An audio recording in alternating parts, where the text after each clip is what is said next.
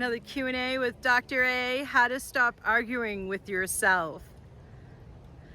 Yeah, so there's a couple of different directions I could go with this, but the one that I feel like will most serve is how I see people receive guidance. And it almost wants to be titled, How to Stop Arguing with God. I had a colleague say that this week, and when he was receiving some guidance and he knew he had to follow it, and he was questioning himself and doubting if he should take the action or not. And so that was where he said, how I just need to stop arguing with God. But I find it more helpful to actually, because then we could bring in a bunch of other stuff like, why did this happen to me? That kind of arguing with God.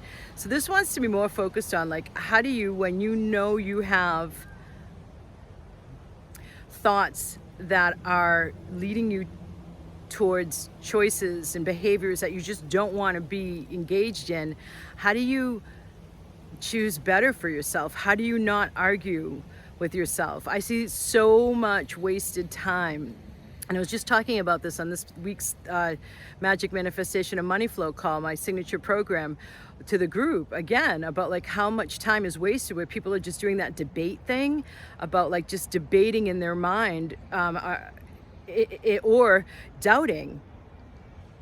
So why not instead just not put such heavy weight on choices, and notice that if you feel uplifted or joyous about a choice, make it and see what happens, and then observe the outcome. And if the outcome isn't what you wanted, then don't choose that again or go deeper into that choice.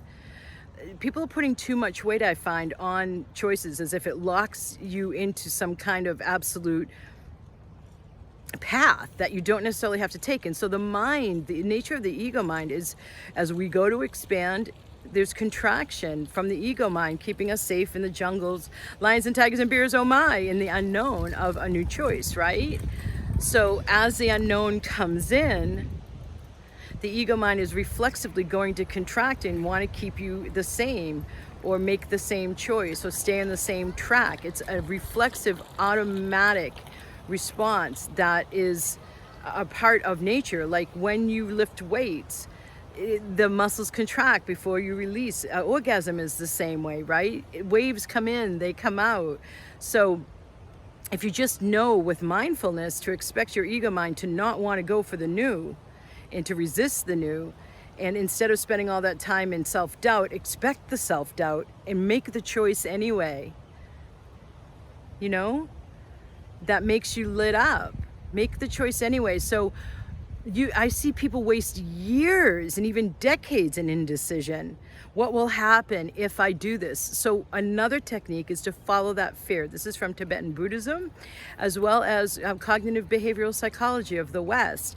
Follow a fear. Well, so if I were to speak publicly, what would happen?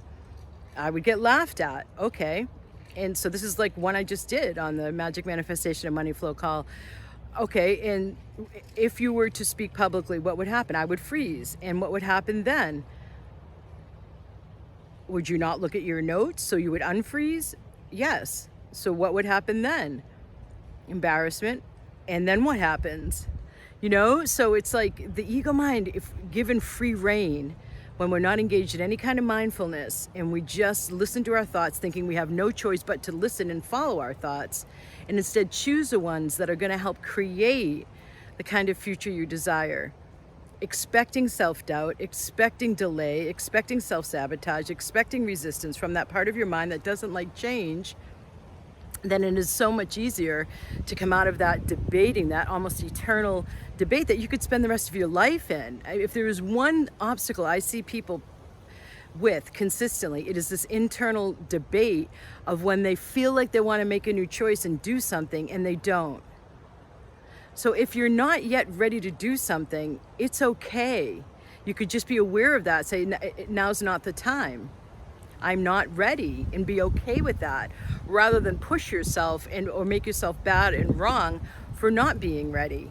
Like if you're not wanting something, like be aware of what it is that's pushing on you. Is it societal conditioning? Is it parental imprints? Is it external expectations? So really getting clear on the interior dialogue and on questioning it. Like, what would happen if I listened to you? Well, I would never have that new opportunity because everything would stay the same. So how did things change? Well, I make a different choice. So what would it take to make a different choice? Step in despite the debate interiorly.